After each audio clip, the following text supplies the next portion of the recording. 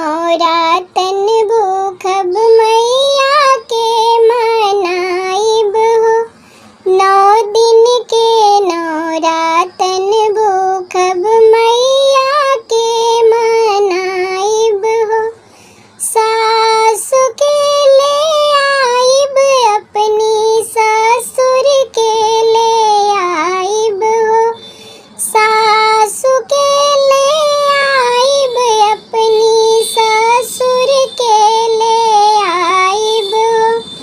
पान सुपारी ध्वजा नारियल दोनों से चढ़वाइब हो।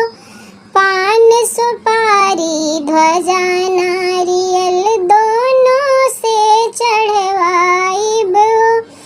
9 दिन के नौरातन भूखब मैया के मनाइब हो।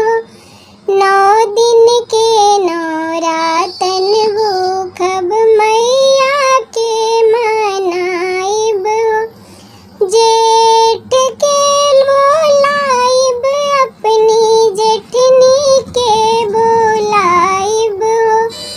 जेठ के बोलाइब अपनी जेठनी के बोलाइब हो। पान सुपारी ध्वजा नारियल दोनों से चढ़वाइब हो। पान सुपारी ध्वजा नारियल दोनों से चढ़वाइब हो। 9 दिन के नौरातन भूखब मैया के मनाइब हो।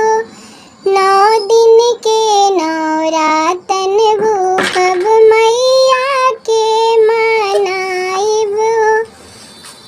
देवर के बुलाइब अपनी देवरानी के बुलाइब हो। देवर के बुलाइब अपनी देवरानी के बुलाइब हो।